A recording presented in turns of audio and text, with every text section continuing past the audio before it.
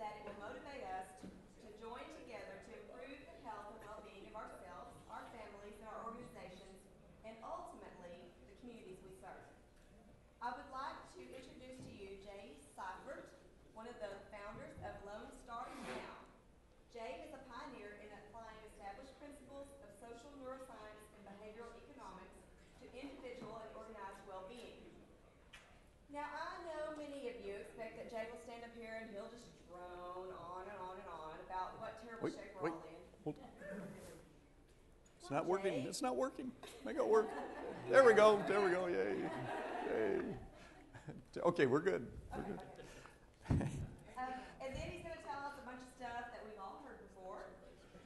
Do this, do that, eat this, don't eat that. But Jay knows that if he did that this room, what it would look like in 5 minutes. After all, we already all know this stuff, and we don't like being told what to do. Besides, it is so boring. But Jay says not to worry.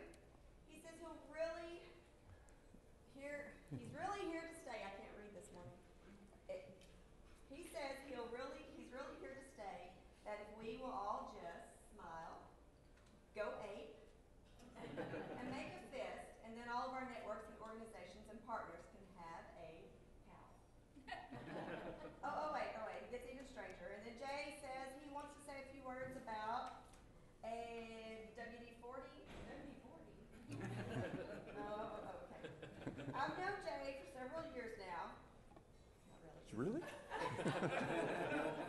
And I have to tell you that he is so enthusiastic about health and well-being that I wondered if he might be one of those health nuts who suddenly converted to a healthy lifestyle to compensate for the fact that he used to be an out-of-shape, ding-dong eating, chain-smoking couch potato. Well, Jay claims that he was never an out-of-shape, ding-dong eating, chain-smoking couch potato, but he will admit that there was a time in his life when he was a little on the pudgy side. But at an early age, Jay decided that he needed to take charge of his own personal health and well-being. It seems that he was very advanced in this regard. Jay grew up and went to Miami University in Oxford, Ohio, where he originally majored in concrete, mainly because he likes the helmets they wore in the lab. Wow, look at him. But it turned out that being a concrete major was really hard on his hair and his skin, and he was spending way too much money on personal grooming products and the stuff that we now haven't even invented yet. So he decided to change his major to something cleaner, psychology. On the day he graduated from college, he was invited by our government to join a lot of other guys in some really fun activities, like marching and running and shooting and ducking, and Jay got to wear an even cooler helmet. But after a while, the Army decided it would do just fine without any more of Jay's help, which was okay with Jay, except that they wanted their helmet back. Didn't get to keep it. I know. Jeez. So he moved to New Orleans, where he formed a hippie commune. And he put his own helmet. Jay decided to go to graduate school at Tulane University, where he did gradually get a master's degree in social psychology, continuing his quest to acquire academic degrees that have no practical value in the marketplace. Jay says that today he continues to practice what he preaches, and as evidence, he has provided this actual unretouched photo taken by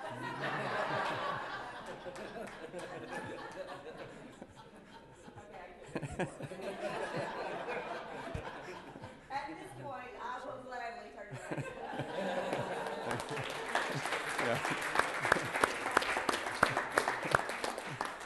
Thanks for being such a good sport. Is this on? Everyone can hear me? Good? Okay, great. Okay, nobody ever does that twice. They go, no, I draw the line. I'm not doing this anymore. Okay. We're here to talk about creating the realistic expectation of success. But before we get started, I'd like to do two things. First of all, I'm going to have to apologize in advance because Rebecca says we got to be out of here by 1, and that means I'm going to have to talk real fast. Just kidding. And when I talk fast, I get tongue-tied, and so instead of saying health and wellness, I'm likely to blurt out wealth and hellness, you know. But actually, that's meaningful, because what we suffer from in our society is not diseases of want. It's we've got too much of everything. We have way too many things. Who remembers what tuberculosis used to be called back in the old days? Consumption. We were dying of consumption. We're still dying of consumption. We're eating way too much bad stuff. Okay, so here we go. Now, and also, I think I can save us a whole lot of time here. I want to ask you two questions. All in favor of health and wellness, please say aye. Aye. Opposed? Okay, cool. So we're all agreed that healthy's good, right? We want to look forward to a life of activity and vitality and longevity, and we want to feel good, we want to look good. Are there any 20-somethings in the room? I'm not going to pick on you, I promise. I'm not going to pick on you. You know. Interesting thing is, when you ask 20-year-olds, you know, how important is your health? It's not even on their top 10. As soon as you hit 30, guess where it is? Number 1. So it's important to us. Okay, now, let's assume that nobody here smokes. And nobody here has any pesky habits that they wouldn't want to share with their spouse, partner, mate, rabbi, priest, doctor, or parole officer, okay? Now, would you agree with me, that being the case, that a surefire can't-miss strategy for long-term health and wellness can be summed up in just 4 words, and they are eat better, right? Move more, right? And by the way, it's my wife and daughter on the left and my parents on the right. Okay, let me. By the way, if you groan loudly, you can burn about 3 or 4 calories, so feel free. Okay, here's the deal. If I've got this right, we all want to be healthy, yes? Yeah. We all know how to do it, yes? Yes. Thank you. I'm done. You've been a wonderful audience. That's it, right? So what's the problem? I mean, this is simple, simple, simple. It's not easy, easy, easy. And the little tiny itty-bitty problem is that we're human. And that means we're designed to think wisely and act foolishly. And that is why, even though we know all this stuff, when most of us go get our annual physical, we're going to hear something like this.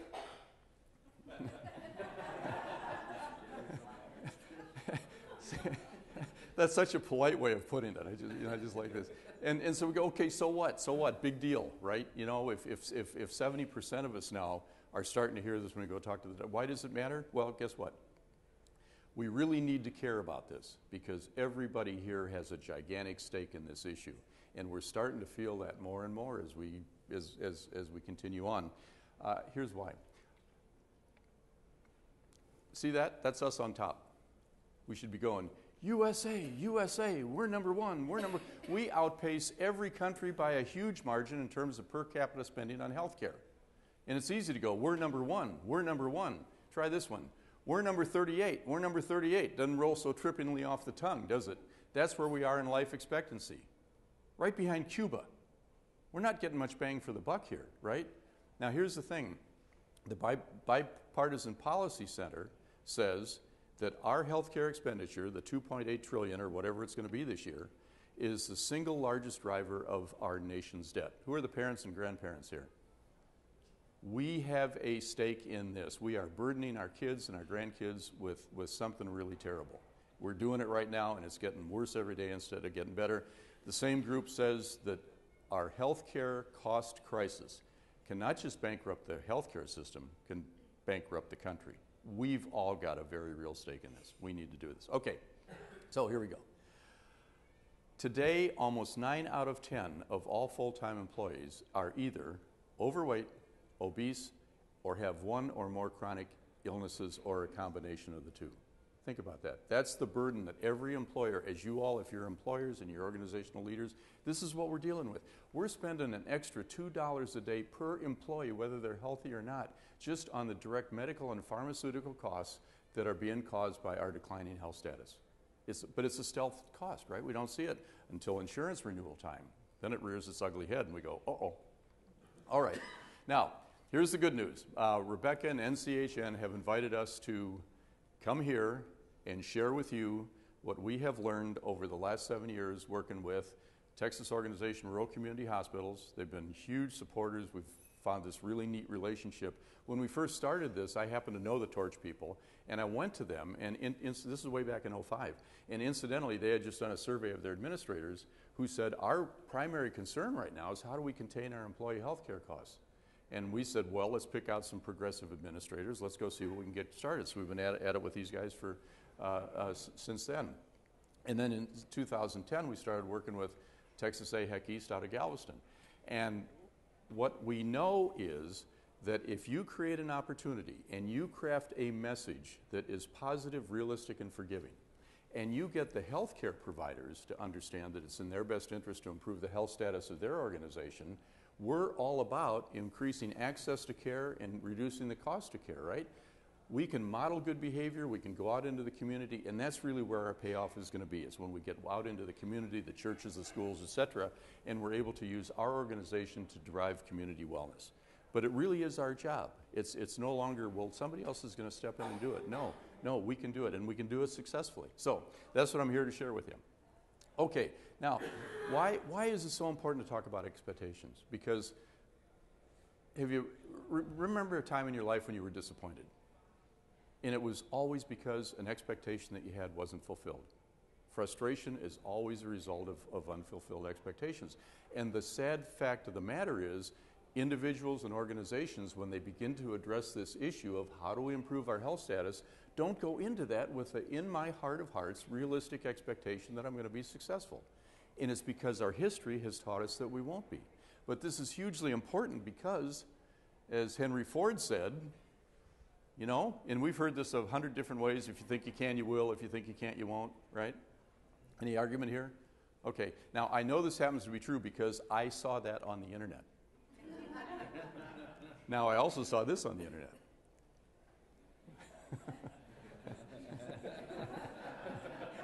You know, what's funny is that always takes a few seconds to sink in. You look at it and go, wait a minute. That's not right. Okay, here we go. So what's my job here? In the time we have left, my job is to upset expectations. What I've got to do is get us to walk out of here in a little bit and believe that we can go back and we can carry a message that is active, positive, empowering. And so despite all of the false starts, all the things we've tried in the past, this time we can know that we're going to be successful. Now I've created an expectation, so I better do good so that you do walk out of here believing that. Okay, here's what we've learned over 7 years. People want to be healthy in the worst way. And that's exactly how they go about it, right? And so we're all smart, right? We know there's no such thing as a skinny pill, but we've tried this. You know, $29.95, what the heck, let's give it a shot. Because, I mean, it says a leading university in Europe. So, boy, it's good stuff, right? And besides, the guy's got a, you know, jacket, stethoscope. This has got to be the real deal, right? So that's what we do. And here's the other thing. A lot of this isn't our fault. A lot of this has to do with the messaging that's out there, right? So how do we know? I mean, it's confusing. Remember all this stuff? Eggs were bad, eggs are good, butter's bad, butter's good.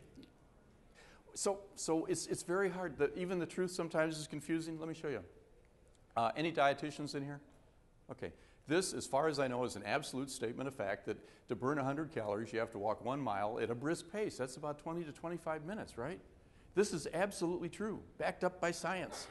And yet, guess what? Some guy proves that you can burn 800 calories in just 30 minutes. So what do we believe? It's a pizza. It's very confusing. Okay, now check this out. Here's why this is why we need to know about this stuff. This is important. Look at this. What it says is instantly erases inches. Wait. The best I think it's Walmart. Yeah? It's got to be okay, right? I mean, all right. So listen, the best predictor of future healthcare costs is BMI in combination with waist circumference, right? Now, if we can instantly erase inches for only $39.95, there are 3.8 million, I think, of us in the United States. That means for a mere $12.3 billion, and they probably get a volume discount, our federal government could get one of these for every man, woman, and child in the country. And compared to the 2.8 trillion we're going to burn through, if I've done the math right, that's 0.4%. Who has Kathleen Sebelius's number on speed dial? She needs to know about this. This is great stuff.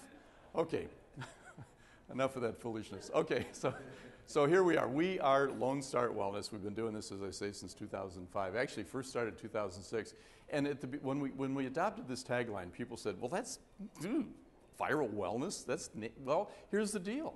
We know that illness gets spread virally. Well, guess what? We've also found that wellness gets spread virally. It all has to do with our reference points, the conversations that we're having, the things that we're paying attention to. So that's our job. I kind of feel like I go around to these small towns. I feel like Johnny Appleseed, the Johnny Wellness Seed. And what we want to do is get involved with an organization, and in the process of doing that, train the trainers, find a facilitator so that they can then go out into the community. So we've had some really successful hospital-based community initiatives. And what's really cool is when we're able to get the schools involved.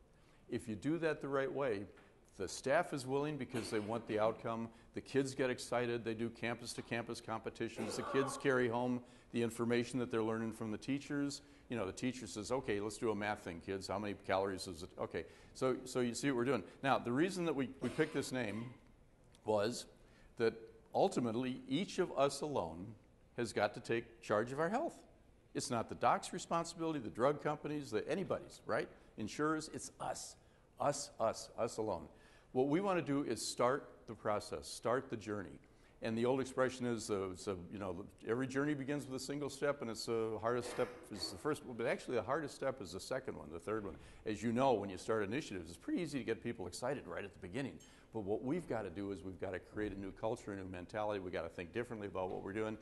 And here's the deal. The now is the time. The expression, the best time to plant a tree was 20 years ago. Second best time is today, right? Let's do this now. We can do this now. Okay, there we go. Now, I have to warn you. Our crack legal team has told me that I need to put this slide up here because I'm about to show you something that is the fundamental premise behind our entire initiative. So the exit is open, so if you need to, I understand. And that is...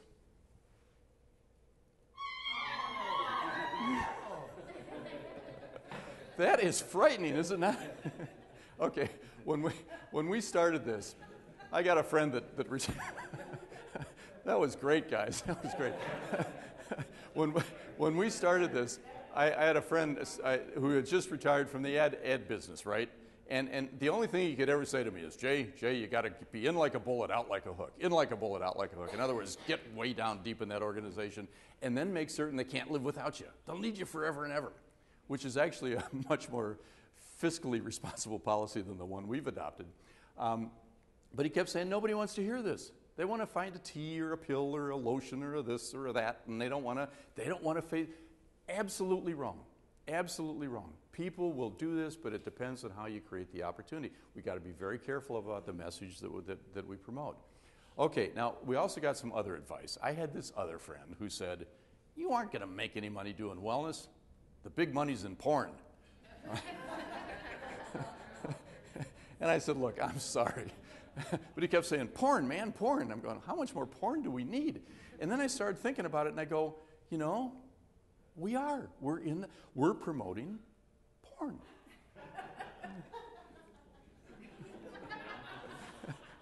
That's another one of those delayed reactions. That's right. I see. Keep growing in this. Okay. All right. Enough of that foolishness. Okay. Is there anybody here who has made a 30-year trip to Mars and doesn't realize that we've been having this national ongoing debate about healthcare? How do we provide for and how do we pay for healthcare? How do we avoid this escalating healthcare cost crisis? And as you know, this thing really goes way back past Medicare, Medicaid. So it's been going on since the early 60s, and then we had Hillary Care in the 90s and Obamacare starting in 2008, and the law got passed in 2010. Then we had the Supreme Court decision in 2012, right?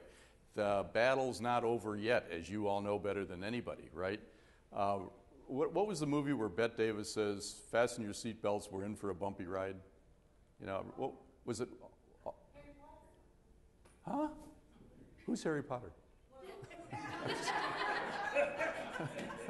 No, it was Betty. I think it might have been All About Eve. But anyway, she says, it's famous line. She is, you know that it's just going to be a clash, right? Well, that's where we're at. We are in for a bumpy ride.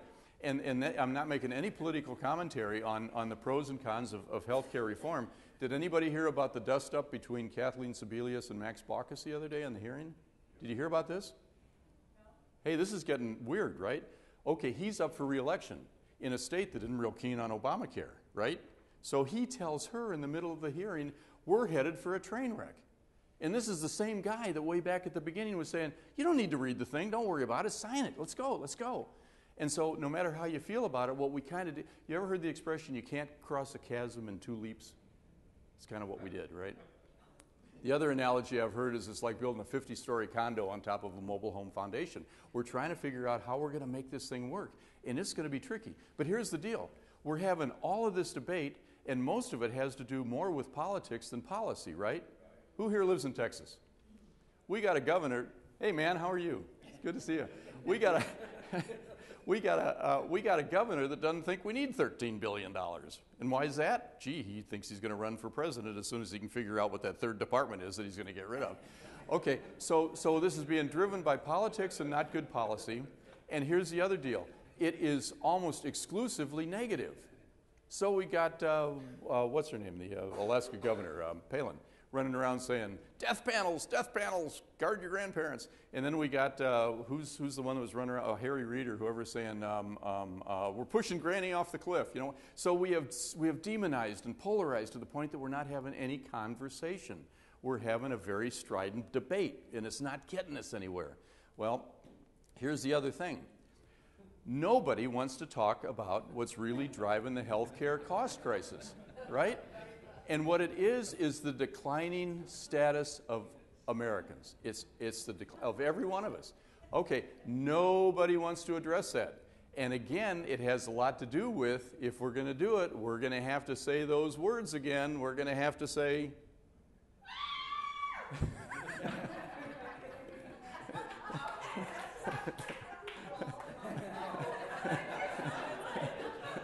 Rebecca, you're traveling with me.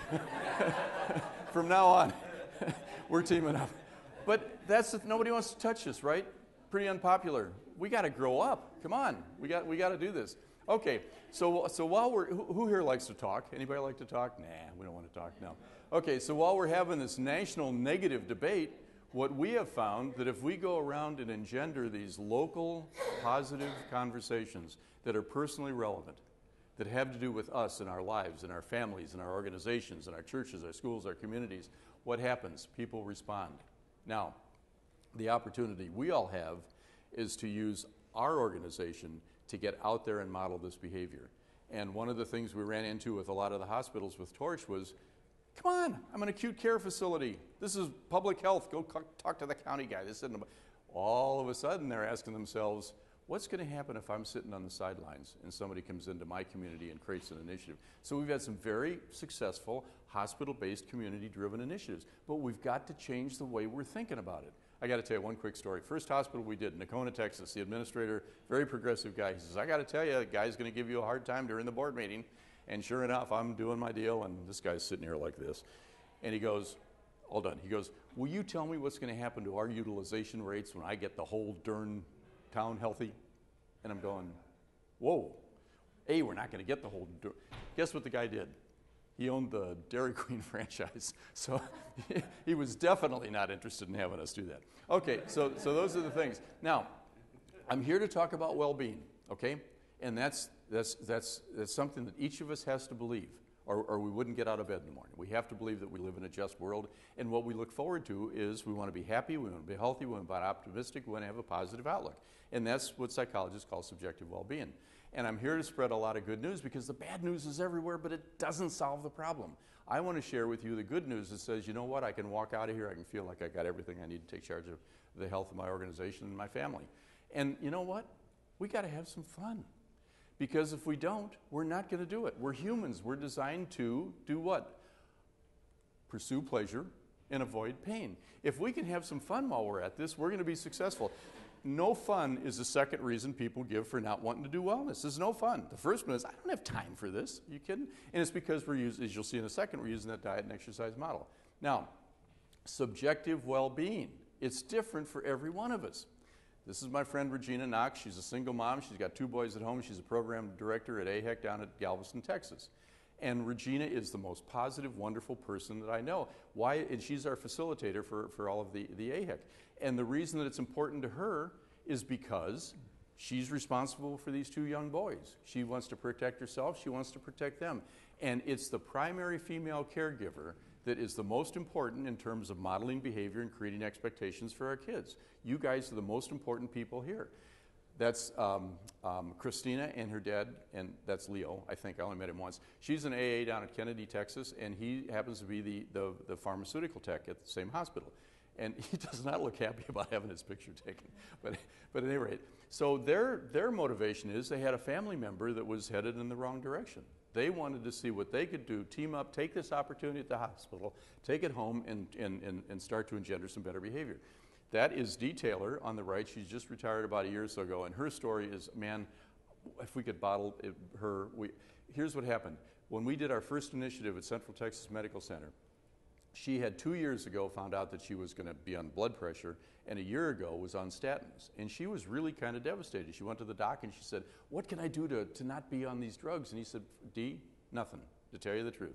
Because what will happen is we'll control both of these with the medication. You'll say, hey, I'm good. You'll go back, and you'll be right back in 6 months. We'll get you back on the meds. Well, we did the first initiative. That was her motivation, and she and Gary Jepson, the CEO, teamed up, supported each other.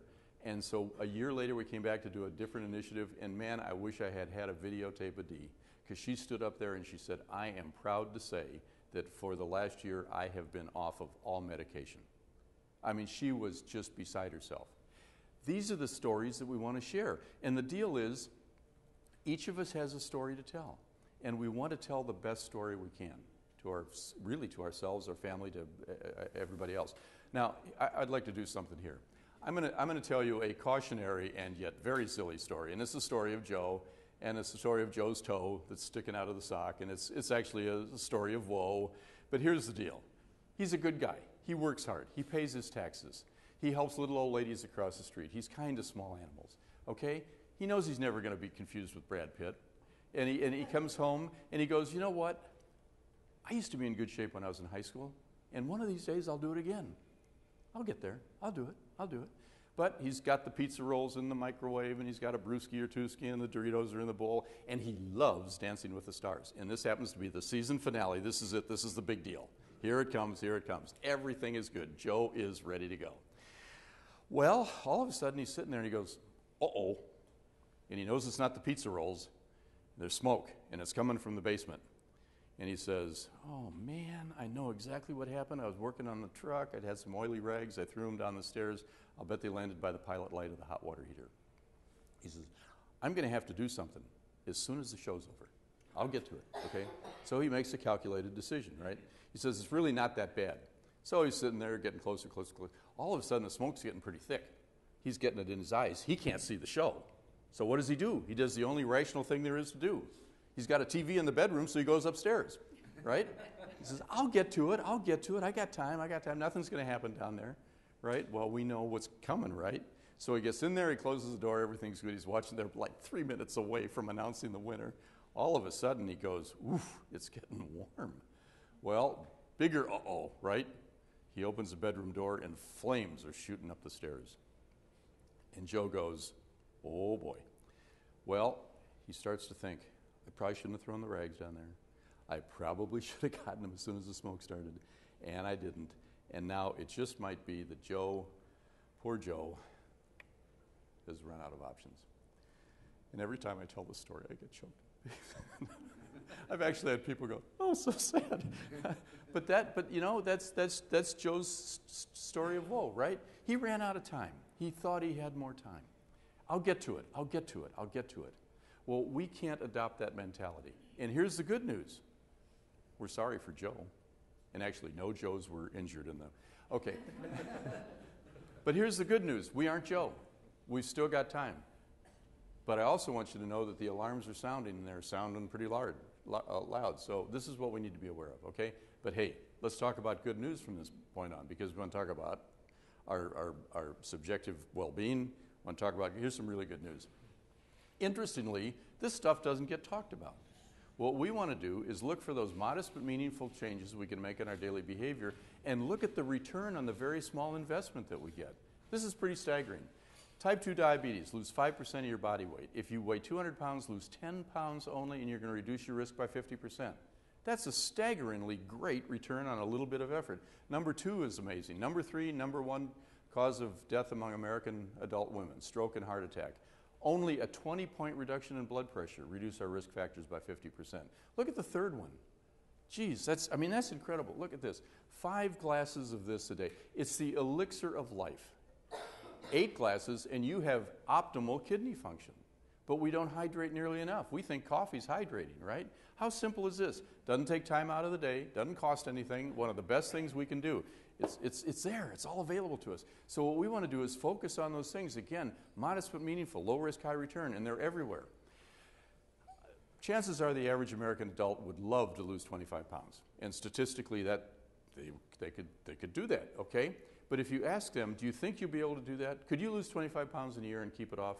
They'd go, no, probably not, because I tried all the Biggest Loser stuff in South Beach, East Beach, and all that other. Okay, here's what we want to say, and that is once a day, and that is find a substitute for this, preferably this, 15 to 16 pounds in a year. Okay, we do a lot of good with a very small change, right? Okay, second one is, look at this. If you can leave 3 or 4 bites on your plate once a day, and don't make certain that those bites are the vegetables, the peas, the carrots, you know. Look at that, 10 pounds. There's 25 pounds, hardly any change at all in our behavior. Okay, nothing radical. What's wrong with number 2?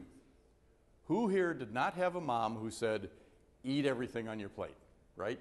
We grew up thinking that. It's unnatural to leave food on the plate. And here's part of the reason we're in trouble. This is, well, it's not exactly my actual grandma's plate, but this was plate size in her day. Go back to the 50s, this was a plate size. 60% bigger today, right? So the best thing we can do is say, hey, what would happen if I just started using smaller plates? And here's why that works. We get our cues visually, right? We don't stop eating when we're full. No, we stop eating when the food is gone. We literally did this at Thanksgiving, honest to goodness. I was just as satisfied. We had significantly smaller portions. So what we're doing is we're saying, okay, I can do this. Let me find a way to do it. Okay, so we're literally kind of tricking ourselves into doing the best thing we can for us. But we really don't miss it, so that's pretty cool. These are my 4 other kids. That's Army and Angela and Augie and Abigail. Look, who has a 5, 6, 7-year-old in their family? Okay, they are little giggle boxes, right? They do not have to find an excuse to laugh. They do it all the time, all the time, all the time. 300 times a day. Guess how many times a day the average American adult laughs? Throw that 10? 3. I get 5 a lot, you know? Okay, look at this. You believe that? People go, I don't laugh 15 times a day. So somebody's real happy because we're going, oh, man. Okay, this is wrong. This is wrong. Okay, here's what we're going to do. We're going to fix this. We're going to fix it right now. Now, here's what I'd like you to do. Pair up in 2s. Okay, so pair up, so you got 2s. Figure out how you can do this. Take a minute to get yourself situated, and I want you to spin around and get nose to nose with your partner. You don't have to touch noses, but I want you to get close enough so you look each other right in the eye. Okay, come on, get situated. And if you have to do a 3-way thing, I want you to do that too.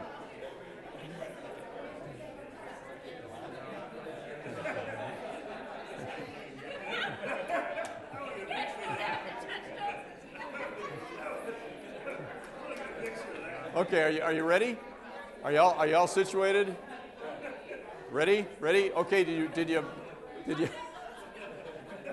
Okay, here we go. Now look, here's what we're going to do. Get the breath mints out, okay? Ready? Here's what I want you to do. Look at each other, eyeball to eyeball.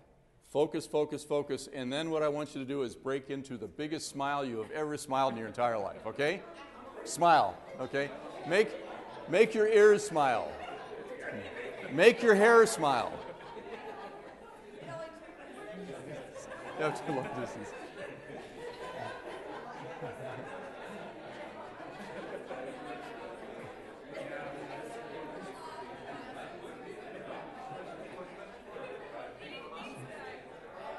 Oh, okay, cut it out, cut it out.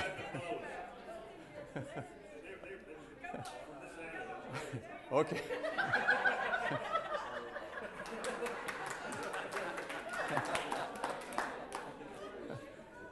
I got an email once. A couple got engaged doing that. Yeah, really. Okay. Here's the deal. Here's what just happened in the last minute. We improved our metabolism. We strengthened our immune system. We lowered our heart rate. We strengthened our abdominal muscles. We did so many good things just in that 1 minute. 10 minutes of vigorous laughter is the same thing as 30 minutes of vigorous exercise. It is literally the best medicine on earth. But do we look for opportunities to do that? No, we don't, and we should.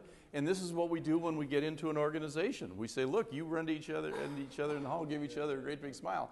Because it is literally that, whoever said laughter is the best medicine is absolutely true. It's very good for us, doesn't cost a penny, we don't take time out of our day. Okay, so that's our first step. And there you go, we all just got healthier. So sitting here right now, you can be confident walking out of here that you say, man, I'm healthier than I was when I walked in. That's a pretty good deal. Now, in the behavioral sciences, we have one law. This is the closest we get to like Newtonian physics or anything. And I know behavioral science is kind of an oxymoron, but here's the deal. We know that people will change even long-term, satisfying, deeply entrenched behaviors. They will do that, but they have to believe two things in order to do it. And the first one is, this is worth it. I'm motivated. I'm not going to make a bad deal. I got to believe that if I'm going to do this, if I'm going to change behavior, it better be in my best interest, right? Second one is, I can do this. It's that sense of self-belief that says, if I'm going to start this, I really believe that I'm going to be successful. That makes all the difference. So we know that this is true, but here's the deal. That takes a little bit of time, right? Because we're changing. And even though it's positive, we still have to change. Now here's the other way. If you really want to change behavior, I would suggest you do this. Taser them. You can change a lot of behavior with a taser, right? But here's the deal. What have you done? This is an extrinsic rather than an intrinsic motivation, and what you've done is you have used this threat to do what? Change short-term behavior. Ever heard the expression, you cannot mandate a change of heart? That's what's wrong with this. This is why most interventions don't work. You can't do that. That individual has got to be to the point where they say, you know what? I'm going to change for me. I'm motivated internally. So you can do that. That's the negative thing. Or you can do this. We used to call this a bribe. We now call it a nudge.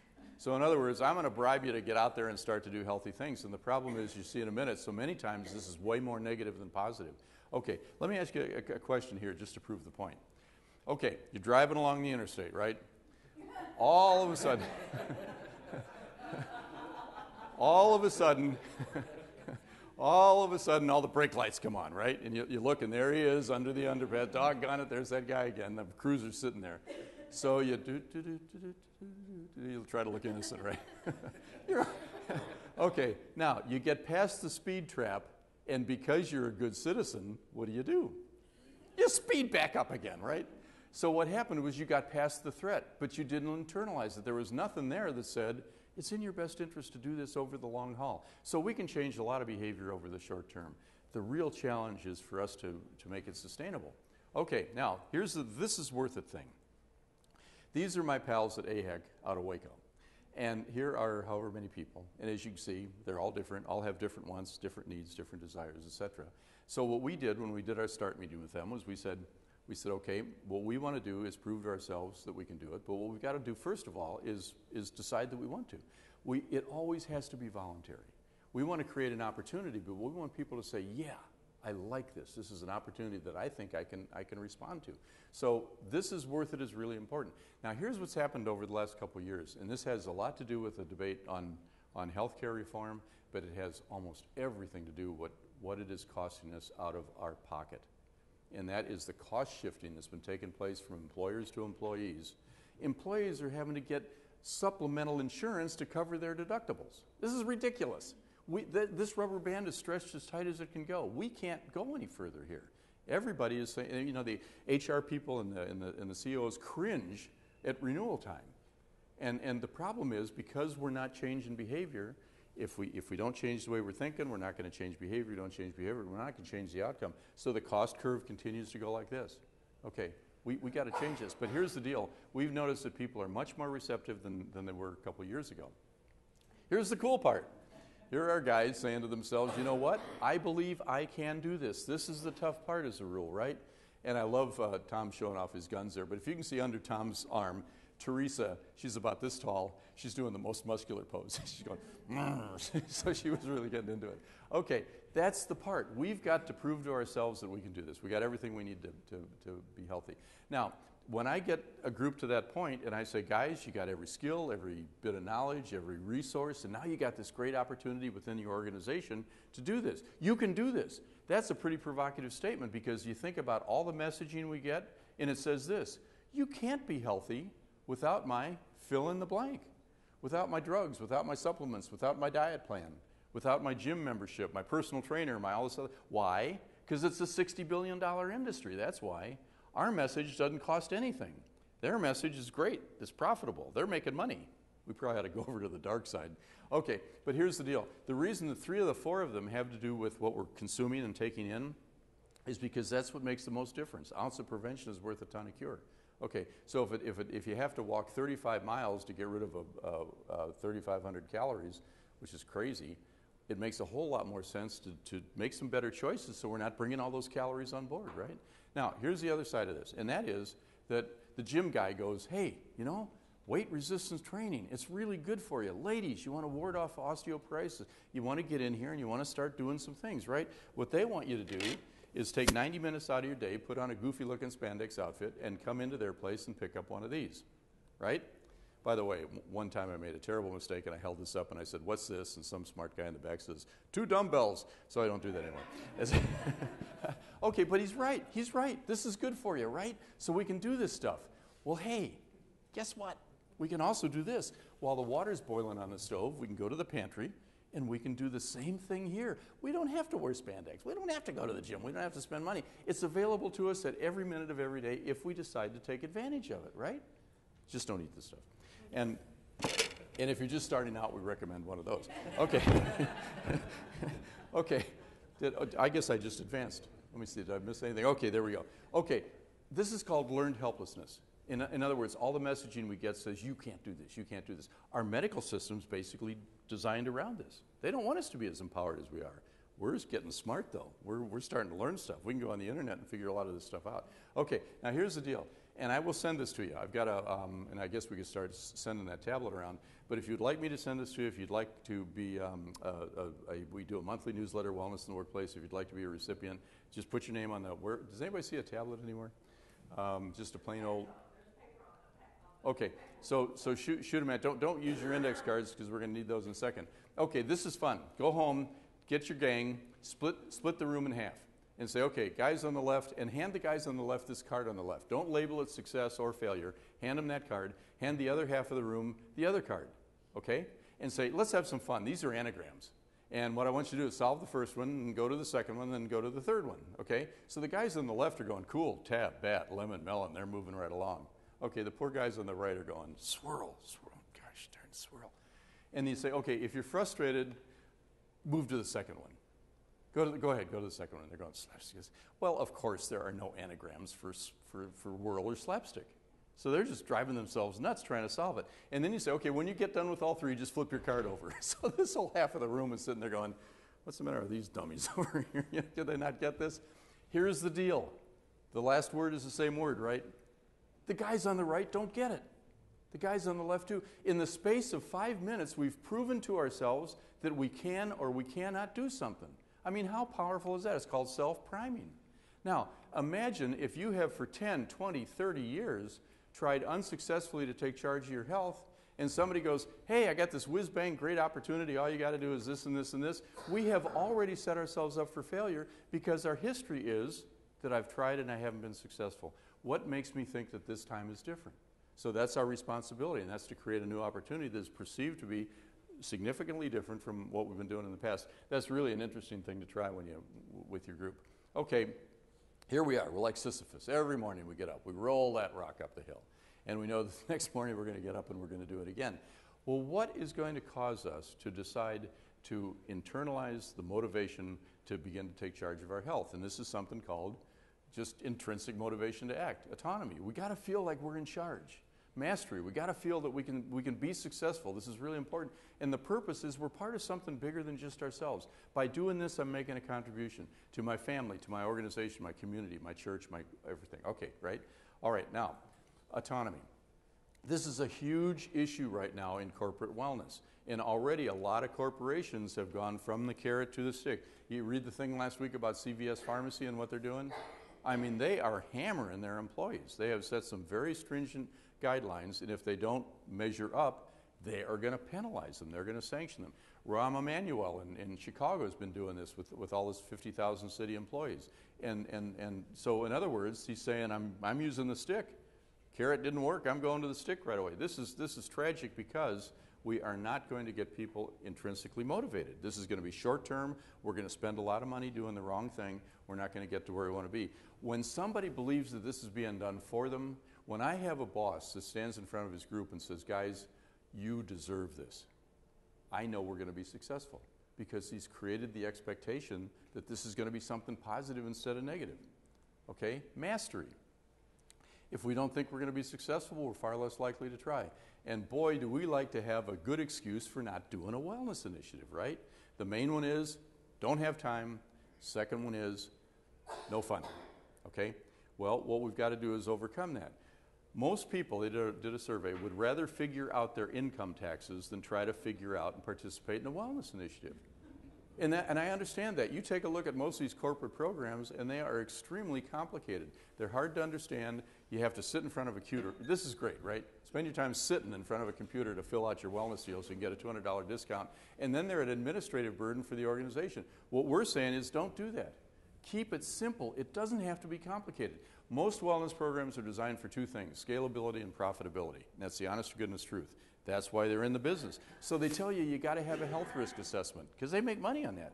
Health risk assessments have nothing to do with health and wellness. They're good for disease management. They have nothing. They send up a lot of red flags. Okay. Second thing is you got to have a coach because they make money on this coach. And what does the coach do? He calls you during dinner. And he says, what are you doing? How are you doing? He's not calling to help you. He's calling to check up on you. But they're making money on it. So they do this. What we're saying is we don't have to do this. In 2011, the average corporate wellness program cost $169 per participant, exclusive of all the incentives, which range from $400 to $600 sometimes. Here is how complicated and expensive our initiative is. And that is, in front of you, you have an index card. Okay, here's what I'd like you to do. And don't do this if you don't want to. But if you want to, on one side of the card, on the blank side, write down for yourself, why would I want to participate in this initiative? Okay, what would motivate me to do this? And don't say, I want to get healthier. Put down something very specific. Okay, I don't want to be type 2 diabetic. I want to get off statin drugs.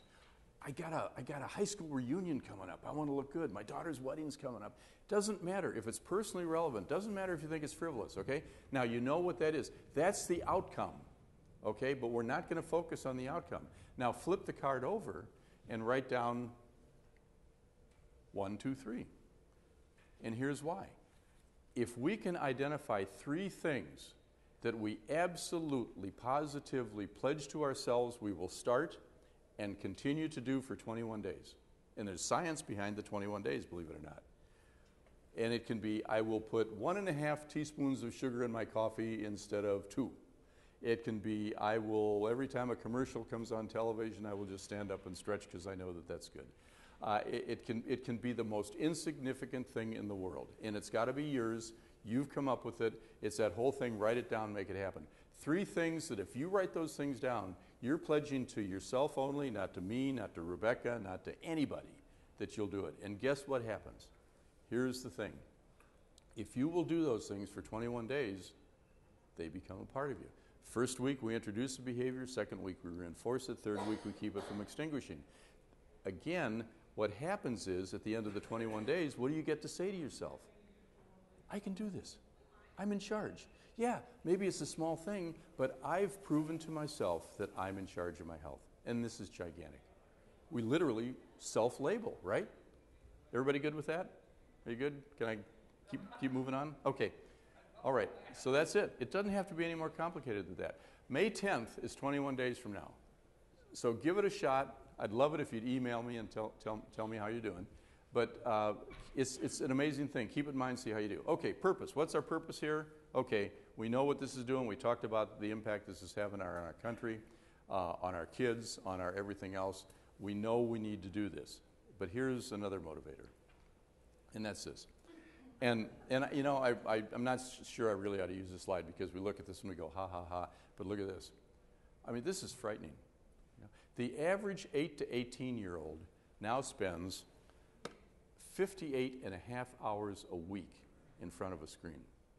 58, that's almost 1.5 full-time jobs. 58 and a half hours a week.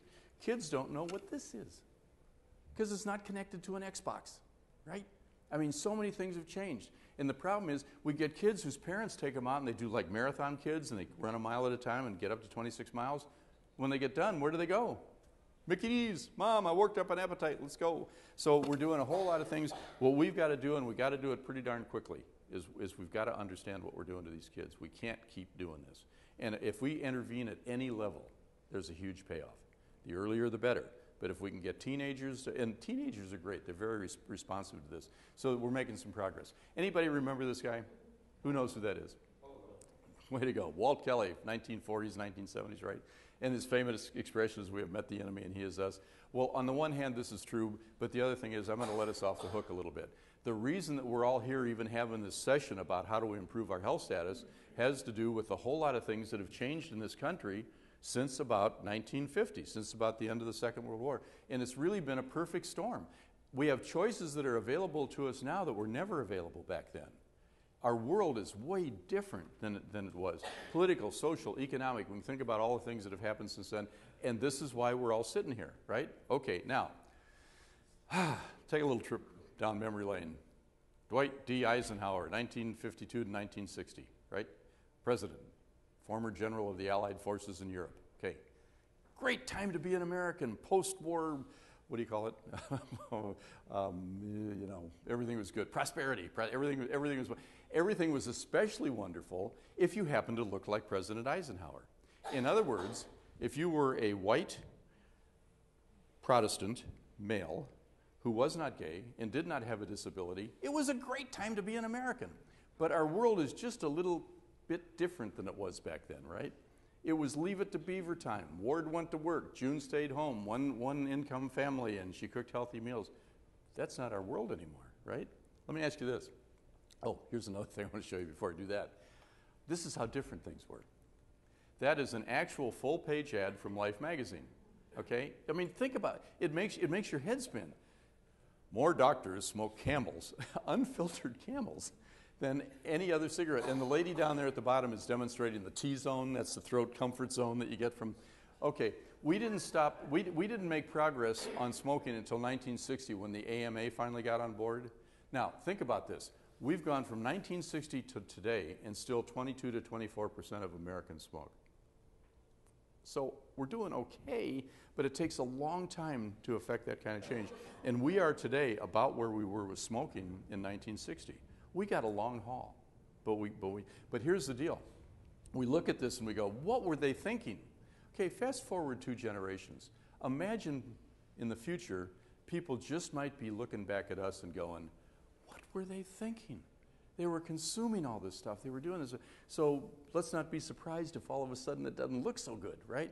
Okay, here's the really startling part of this. I'll be right over. Yeah. Okay, now we know that we're in the twilight zone. 2 o'clock in the morning, he says, hey, not a problem. Okay, here we go. Does anybody recognize those? Remember those? Okay. In 1950, there were more fresh fruit and vegetable stands than there were fast food outlets. Pick a city. New Orleans, Albany, Albuquerque, Alameda, any place, doesn't matter. More fresh fruit and vegetable stands. Because there weren't any fast food. White Castle was around for a very long time.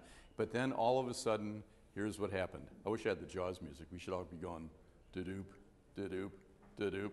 1955, Des Plaines, Illinois, the first Mickey D's. Uh-oh. That's where it started, right? Today, there's one fast food outlet for every 1,400 Americans. Every day, 60 million of us walk into a fast food restaurant. 60 million. And we wonder maybe kind of why we're at. Okay, look at this. Today, fully 6 out of 10 meals that we consume are not prepared by us. They're either go out to eat to the restaurant, do take home, or go to the heat and eat thing, the cooler in the grocery store. Let me show you something. Okay. What is the least expensive flavor enhancer that the fast food and processed food industry has available to it? Salt. Salt. If you never pick up one of these for the whole rest of your life, all you'll do is take 20% of the sodium out of your diet because it's in all that other stuff. We don't have any control over it. The other reason that that's important is they use portion size as a marketing device, right? So portions, especially since 1970, we've had this proliferation of restaurants. Portions have gotten larger and larger and larger, and we don't know it. It kind of creeps up. Back in the old days, this was a 3-ounce serving of meat, this deck of cards. Can you imagine going to your favorite restaurant and ordering something and there's going to be a problem, right? Say, okay, where's the rest? This is a bite. This would be a 3-ounce serving of ice cream, mashed potatoes, potato salad, anything like that. Now, that's not a serving size, that's a spoonful. And I'm not suggesting that all of a sudden we're going to say, oh no, that'll be fine. No, but what we need to do is be aware of the fact that this is what's been going on. Okay, a lot of changes that really aren't in our control anymore. Okay, let's pick on these guys for just a minute. We have all this messaging that gets us emotionally involved with the food. So not only do they want us to come in and eat their food, they want us to fall in love while we're in the process of doing it, right? So we want to develop this strong emotional attachment to what it is that they're selling. So there's a lot of messaging there that we need to counteract. The problem is the more we're loving it, the more we have to love. And here's the thing we don't realize, that we don't know how toxic sugar is. We're really worried about, okay, 200% of the sodium, 100% of the fat, 75% of the calories in one meal. Have you ever seen anybody run out of Mickey D's going, oh, I hit my fat requirement for the day, I am good, right? No, we don't think in those terms. Okay, who remembers life before these? Remember those? Yeah, you don't have to be that old. Okay, who was the remote control when they were growing up? Everybody says, yeah, I was. Well, at least we got to get up and move around a little bit. Harriet, go change the channel, right? Okay, think about the things in your world today that you buy that cause you to move more. No, they cause us to move less.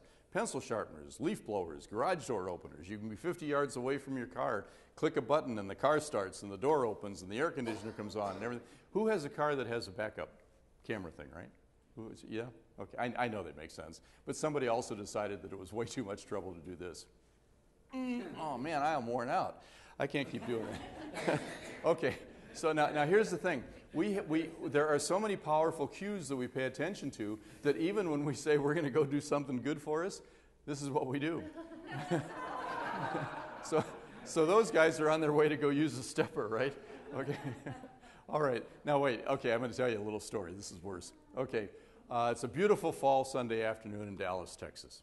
Fred is sitting there in his Barcalanger. He's finished his Doritos. He's done with his beer. The Cowboys have found another way to lose the game, and he goes, honey, I'm taking Rover for a walk. And Wilma says, that's good, dear. You can both use the exercise. Good so far, right? Oh, no, sorry. So what do? We're so accustomed to following the path of least resistance. I mean, I've had people come up to me and say, I go way out of my way not to move. We've placed such a premium on that because we see it as a burden. What we want to do is realize that just the slightest bit of movement can have the opposite effect. Okay, now here's what we've done. Instead of curing these things, what we've done is we've created a new reference point. So we now have a new normal, okay? And so rather than solve, what do? We cope. Here's the best way. Okay, ladies, we know what's happened to the average dress size in the last 20 years. Is it not true that a size 12 today is not what a size 12 was 10 years ago, right? So we've done vanity sizing. They're doing it for guys now. You go it's okay. Ralph comes home and he goes, he's so excited. He goes, honey, I can still fit in my 38 Dockers. Well, they're 42s. That's why you can still fit in them. But we're literally doing this. Okay, so that's what we're doing. Now, I'm not making this up. That is not Photoshopped. It's called the Galaxy. It costs $1,500 a piece. And allegedly, and I don't know this for sure, our Commerce Department bought 2,000 of those the year before last. This is what we're doing, right? We're not fixing things. By the way, you read about the Samoan airline that's going to start charging by the pound? I kid you not. The second shoe is starting to drop. We're going to have culture wars in this country. They're going to just be phenomenal. Okay, here's the other thing we're doing. We're automatically going to the option of last resort. Think about this. Okay, great deal. 88.88. Wow. Go get a lap band. Cool. And it'll make you not want to eat as much, right? Okay, it gives you that feeling of fullness. I was talking to a guy in Kansas, and he had a lap band 2 years ago. He says, I've gained 20 pounds, and it's because here's what I've learned. Beer and ice cream sail right through that dude. You know what he can't eat? Salad. He can't eat salad. Okay, here's the other thing. Only 5% of bariatric surgery patients reach and maintain their target weight. And for all of you that are all involved in rural hospitals, you can back this up. What happens is people go to the big city, get the lap band, come back to the community, have post-op complications, which happens, and who gets stuck with it? The rural provider. Okay, crazy, right? We're supposed to be wiser consumers of services. Well, instead of that, what if we did this? Man, what if I drank 12 ounces of water, 20 does the same thing, gives me a feeling of fullness, costs zero money, no complications, no nothing. Okay, any orthopedic surgeons? No, because I'm going to hurt their feelings. Okay, knee replacements. They advertise knee replacements now on the nightly news. My goodness, how many people need knee replacements? Well, here's the deal. Instead of opting for the $40,000 surgery, how about if we do this? If we realize for every 1 pound of weight that we lose, we take 4 pounds of pressure off our knees. If we're 50 pounds overweight, that's 200 pounds of pressure. No wonder our knees hurt. No wonder we need replacements. Let's go to the option of first resort first before we do this. Okay, here we go. All right, this will get you. We've all heard this, right? Well, imagine hearing this in the afterlife. Look at this. 1995, widest casket available was 36 inches. 2011 was 52. That's a heck of a way to end your story, isn't it? You know, okay. And all you related to healthcare know exactly what we're having to do there in terms of extra wide this, extra heavy duty that, etc. We are a medication nation. In 1997, Big Pharma was able to do direct consumer push advertising for the first time. Since then, our population's increased 11%. Drug sales have increased 40%. Hey, good for them, right? Okay, that's not getting us where we need to be. Okay. I'm going to ask a question. Is there anybody here today that is less stressed than they were a year ago? Honestly, in your heart of hearts, can you tell me you were? Okay, I got to ask, how come? Oh, because we were in the middle of a major legislative threat and I was working like 22 hours a day on it. That's a good one. It's not happening right now. And you? Same deal? No, I hired somebody. Hey! And you? What was it? How come you're I quit running hospitals. Hey! All right. I don't hear this much, to tell you the truth. A couple times I've had people say, I just got back from Afghanistan. And I go, wow, I salute you. And I understand why your stress level is a little bit lower. But I never hear this. It's a rare thing to have 3 people in one session and say, do this. Too much work, not enough money. Here's the other thing. The horrible stuff that's going on in Boston. The explosion in West Texas, North Korea, the Middle East, all this stuff. In the old days, we didn't know about this all the time. And what does that do in terms of our worldview? You know, sometimes too much information is not a good thing. But here's the deal, too. How do we cope with it? Well, here's how. You know, why do they have a term called comfort food? Sometimes this is about the only relief we have. So we do it. And I know at times that I've been under a lot of stress, I want to go to a Dairy Queen. I mean, I don't know why that is, but boy, do I want to go just do something to make myself feel better. So that's what we got to deal with. Okay, so here we are. We're at a moment of choice. And what I want to say to you is we've got a very clear choice. We've got a very clear alternative to doing it the way we've always been doing it. And let me tell you how we've always been doing it. In 1980, corporate America decided that it needed to address its escalating employee health care costs. Way back in 1980, hazard a guess as to what percentage of corporate profits went to employee health care in 1980. Throw out a number. What do you think? Who said? 15%. And they still felt the need to address the issue. Okay, let's fast forward. Want to take a guess at what it was in 2006? That's what's driving so much corporate behavior today. Did anybody buy a General Motors car in 2006? That's why we own the company. But for those 3 people that did, they paid more for health care than they paid for steel.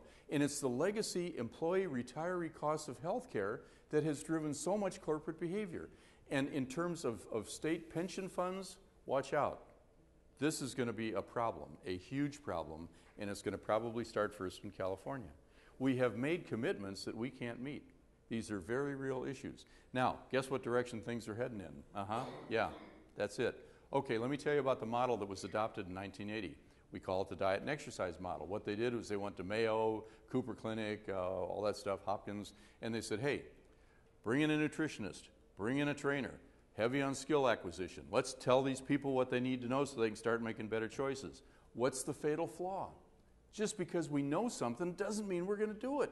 We're human. Are you kidding? We're not going to do that. Well, here's an analogy that somebody presented to me, and it makes a lot of sense. The Apple II computer came out just before 1980. 4 meg of RAM, no hard drive. It's about, what was it, about $2,000, I think, something like that back then. Any IT guys here? Can you imagine trying to run your system on that, or 1,000 of those? Well, here's what we're doing. We're trying to improve the health status of our organization using 1980 thinking. We're using that diet and exercise model, which never has worked, never will. Here's why. Any organization can be distributed like this. We got 20% of our population most at risk, 20% least at risk, 60% in the middle. Guess what most of the current diet and exercise programs, guess who they appeal to most? The easy guys. It's easy to get those guys involved. And what we're doing is not only not engaging the 20% over here, we're actually discouraging their participation for a whole lot of reasons. And interestingly, it's the 80-20 rule. That 20% is accounting for 80% of our costs. It's crazy, right? But here's what we're doing wrong. We set ourselves up to fail because we don't message to those people. We don't craft a message that is positive, forgiving, relevant, something that they can believe this is worth it, I can do it. So a lot of this has to do with, I think I'm doing the right thing, but I'm not. I'll sum this up in 2 words. Fun, run. Okay? Are there any runners here? Come on, fess up. Okay, good. Hey, guys. So you hear fun, run, and what do? You're ready to go. Man, I'll strap on my shoes. I'm ready to get out there. Now, the whole rest of us go, excuse me? Those two, exactly. Those 2 words don't fit together. Are you kidding me? There's nothing fun about that. I was on a panel one time, and there's an RN next to me, and she kind of a big lady, and this little person came in that was with a fitness company, and she says her name was Sunshine. She was an ultra marathoner or something. She weighed 40 pounds. She bounces, boing, boing, boing, boing, bounces in the room. She says, "Okay, if you don't want to run a 10K, you can run a 5K." Okay, and the lady next to me goes, "Honey, I ain't running a 1K. I ain't running a D. I ain't running, okay?" So what we got to be careful of is we think we're doing something good, but what we're doing is turning off those very people that we want to reach. What's the message here? In Austin, Texas, if you want to be a fit woman, you got to be a dangerously thin 20-year-old who eats 3 carrot sticks a day, and the only thing she's worried about in life is, gee, I hope I'm on the magazine cover. She might be a wonderful person, but what does she have going for her? She's flush with the currency of youth. Pretty darn easy to look good when you're 20, right? Here's the other thing. Very, very few of us are ever going to look like that, which is good news for us guys. But here's the deal. Why does she look like that? Well, some of us guys, anyway. Okay. So why does she look like that? Mom and Dad. Mom and Dad are the reason that she looks like that. Look at this. Okay, if you're 5 feet 10, 120 pounds, your BMI is 17, 3 points below the healthy range, 20 to 25. Well, what is this? What message does this send to that 3rd shift nurse's aide in Quanah, Texas, who's a single mom worried about getting through the month, getting the kids in school, paying the bills? It says, forget it. You're never going to do this. So she goes to the grocery store, and these are all the things on the counter. Again, what we're doing is we're sending messages that we're never, ever going to be able to achieve. So why are we doing this to ourselves? Okay? Here, look at this. That's my friend Laura Carlisle. She's a surgical tech at St. David's Hospital in Austin, Texas. Laura is very close to 5 feet 4, 160. That's the average American woman, okay? And Laura is actually a pretty healthy person. Now, her BMI is 3 points above the normal range, right? She's a vegetarian. She's very active, etc. But look, here's, and we all know what the prime offender is, right? Right? We measured her. Well, we measured her. Oh, forget it. If her head is a normal size, she's 7 feet tall.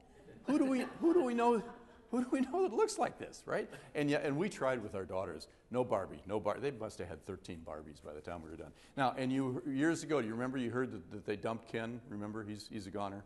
And then they came out with Skanky Barbie. Remember that? Okay. So now, as soon as we heard that they dumped Ken, we go, aha, this is an opportunity. So we came up with the J-Doll. And, and we sent it to Mattel, and we've never heard back. Okay. Okay. By the way, do you know what the leading cause of death among supermodels is? It's not anorexia. Falling through street grates. Okay. Okay. So what does this do? This makes us crazy, right? So we got this body dysmorphic dysfunction. We don't know what to do, you know? Okay, that's such a great cartoon. And it's not just women. Men go, you know, we're worried about it too. Okay. Okay. All right, here we go. Now, who said this? Y'all know? Here's a clue. Einstein, Professor Einstein. That's what we're doing. It's crazy. We keep doing the same thing over and over and over and thinking. And here's the tragedy. We are going to spend so many federal dollars doing diet and exercise, and we're going to wonder why we're not bending the cost curve, and it's because we're not changing behavior, and it's because we're not engaging the people we need to engage. I mean, it's so fundamentally simple. So here's our opportunity. Here's our opening to go do this. Okay, here's the other thing that he said. We want a different outcome. We got to change behavior. We want to change behavior. We got to change the way we think. It's as simple as that. It's no more complicated than that. Oh, and by the way, that photograph, that's a very rare photograph. It's Professor Einstein trying to figure out either the theory of relativity or healthcare reform. We're not sure which.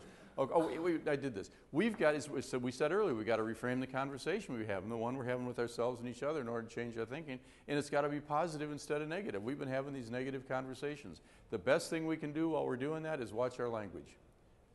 That's one of the 2 4-letter words, right? Everything you need to know about that word is summed up in the first 3 letters. Diets never have worked, never will, et cetera, because we were never designed to lose weight. Because we never gained weight back in the old days. Okay, the second 4-letter word is an 8-letter word. You always hear it with the D word, right? Oh, sorry, I jumped ahead of myself. Instead of just looking at the D-I-E, you can also make like Steve Urkel and go, did I eat that? Okay. Our daughters used to crack up. They watched that show all the time. This guy cracked them up. Okay, let's get serious. Okay, here's the thing. Because we were never designed to lose weight, okay, because we never gained weight, what happens is we are just physiologically not built to do this for a whole lot of psychological, physiological, anatomical reasons, etc. Okay, so we kind of have come to that point. Here's the other word that goes with it, the E word. You hear it all the time in combination, right? The only path to long-term wealth, okay, diet and exercise. Well, here's the problem with this. Here are 2 concepts that we have strong negative associations with. Who here has ever known anybody that's come running up to him and gone, I'm starting my diet today. I have been waiting for months. I am ready to go. I don't think so. It means giving stuff up. We're going to deprive ourselves. It's inconvenient. It's not fun. Why do we expect people to go do something that we don't want to do? That's crazy. And yet we do it every day. And then as soon as we say to ourselves, I can't have that, do we want it any more or less? It's the forbidden fruit. Of course we want it more. So we set ourselves up for failure. We do it over and over and over again. There's a better way. Okay, we should be cheering. No more diet, no more exercise. Banish these 2 concepts forever. Don't ever say them again. Hard thing to do, by the way. It's hard to not say them. Here's the deal. If we take the negatives out of our conversation that we're having with ourselves and each other, we focus on the positives. Instead of diet, let's try this. Let's try it.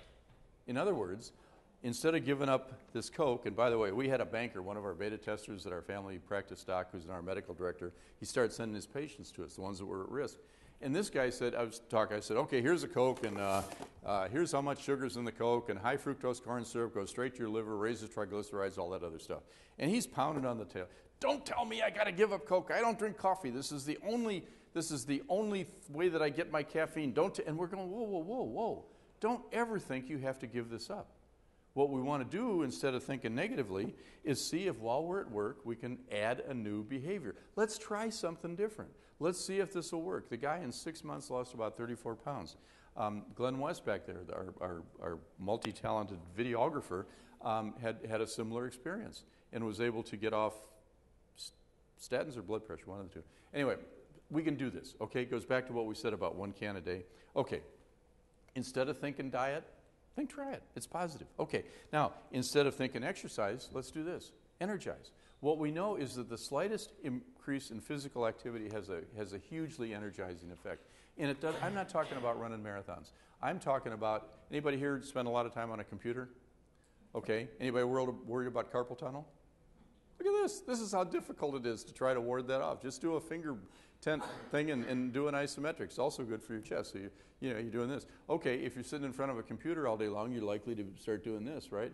Once an hour, stand up and put your heels, your rump, your shoulders, your head against a wall, and act like somebody said, stick them up. And then very gently slide your arms up and down. It has a hugely energizing effect. It loosens the shoulder girdle, makes everything feel better. These are the things that we want to look at. Easily available, low risk, high return. Okay, here we go. Moving on.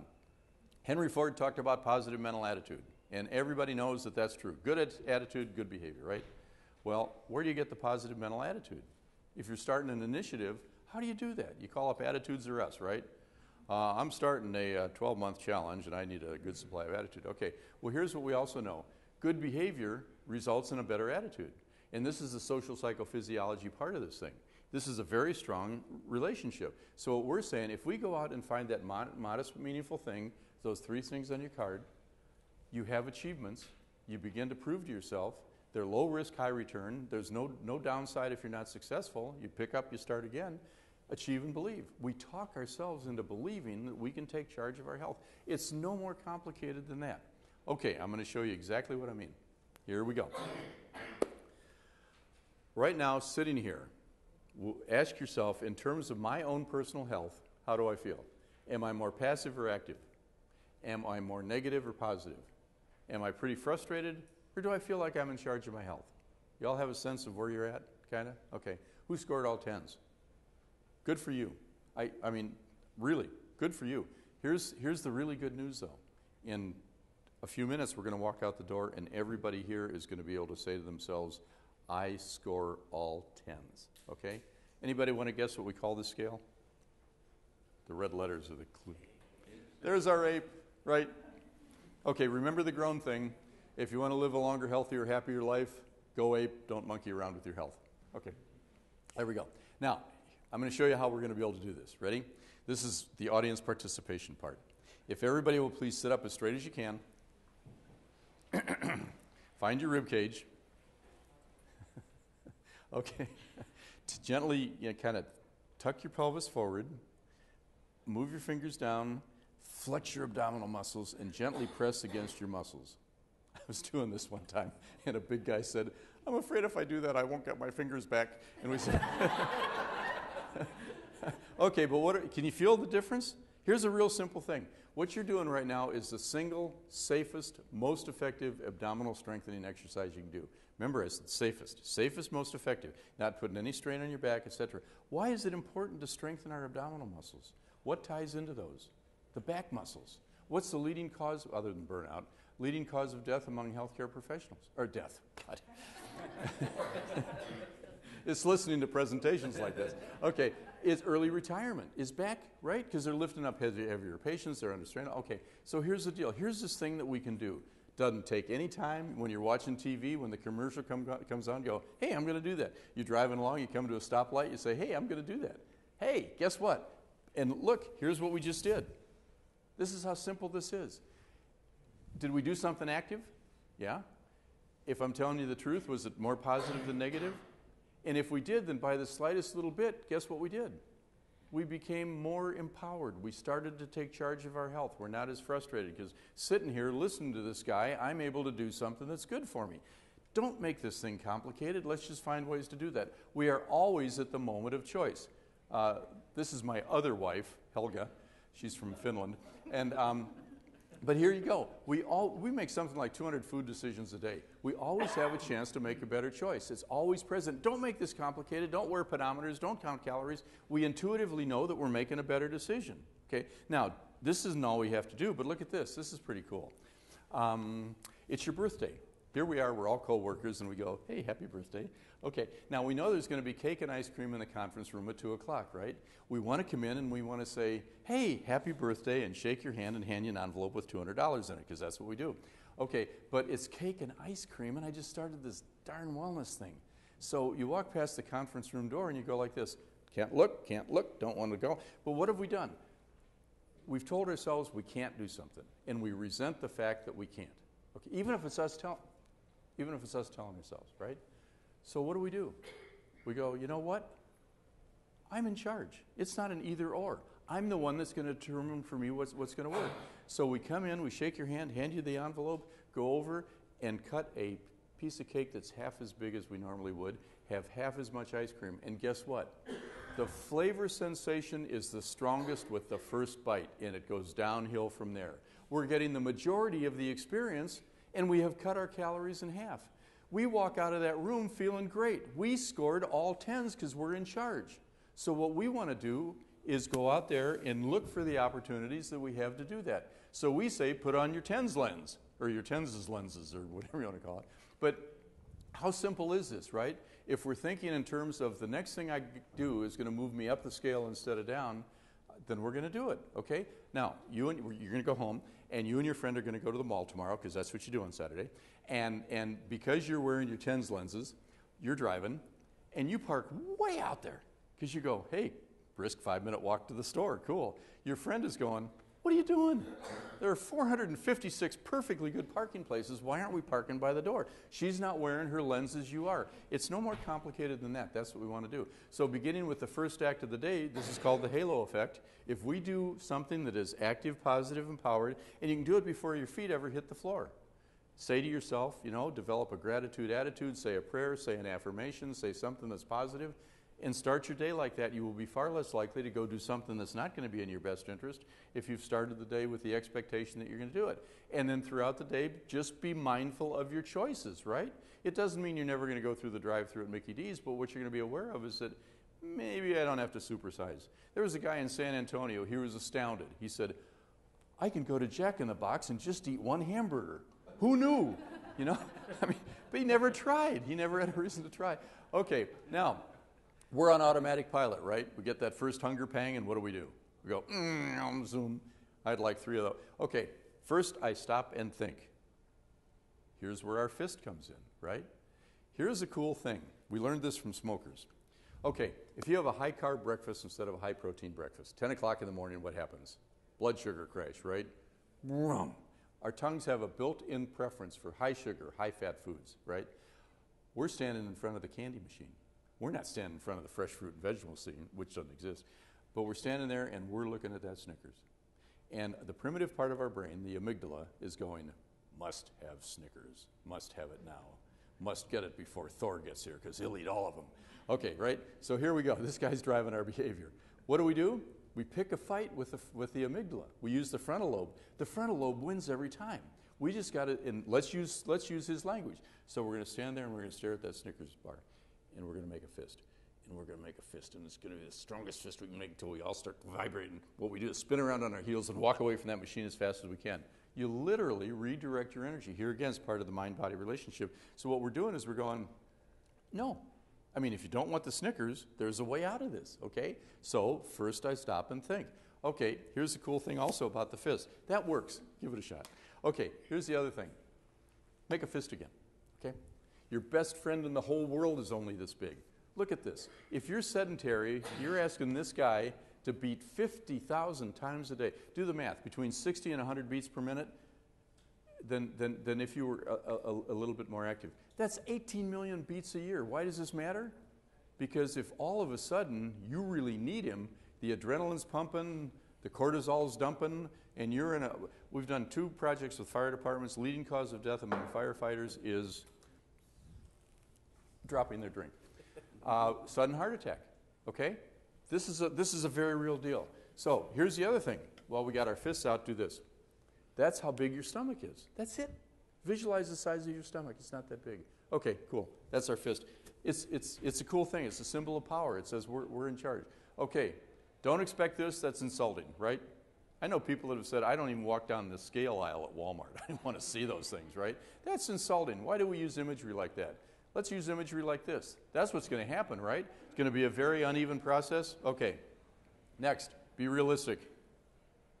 Okay. We want to be successful. We want to get there. It's not going to be a straight line. Here's real life.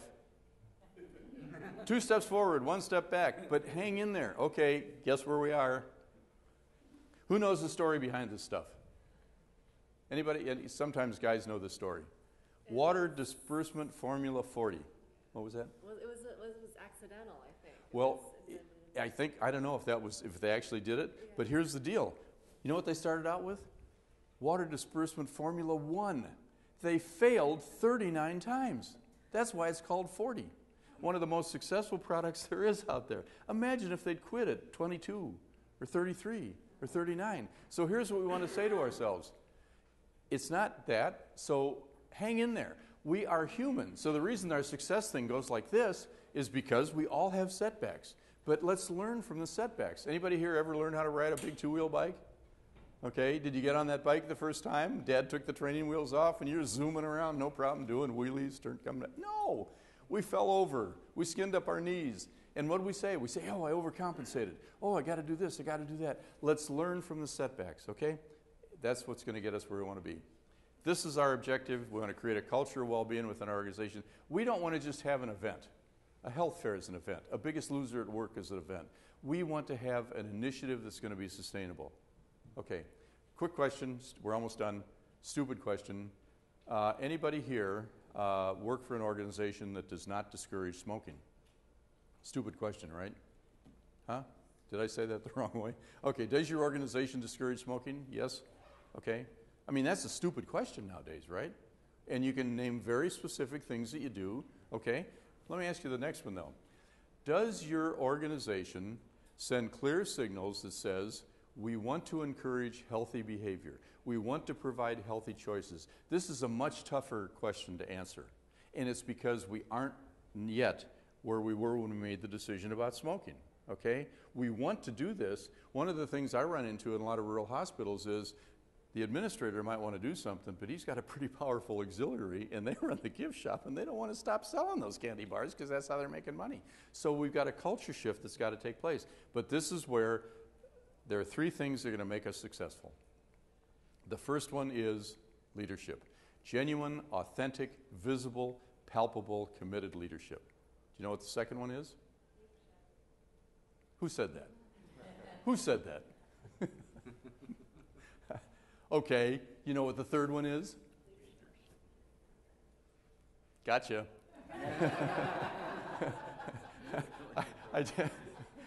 I told you our job was to jolt expectations, right? So, Okay. Now, actually, it's called the Frockmeyer proposition. It's a little-known fact that if leaders wear lederhosen, their companies are healthier because their employers are spending so much time laughing at the guy that they're just as healthy as can be. Okay, let's get over that silliness. Leadership, absolutely positive. But here's the thing about that leadership. The leader has to have the vision. He has to have the commitment. It has to be, again, visible, palpable. But what's got to happen is as soon as we start this thing from the top down, what we got to understand is success is not going to happen unless all of a sudden it becomes a bottom-up initiative. We've got to get legitimate buy-in so that it's being driven by the people that are in the organization. Okay? That's it. Now, so that's our job here. We are partnering with NCHN. We can do this. We want to do everything we can to help you do this, develop the model within your organization, start to improve health status, start to bend the cost curve, and more importantly, let's develop a model that we can export into the community. So, we want to give you everything you need to do that. Okay, we made a fist. Make like the Allstate guy. Literally, no kidding, our future's in our hands. It's entirely up to us. It's not anybody else's job. You know the old expression, if not us, who? If not now, when? That's where we're at. I'm done. At long last. Okay.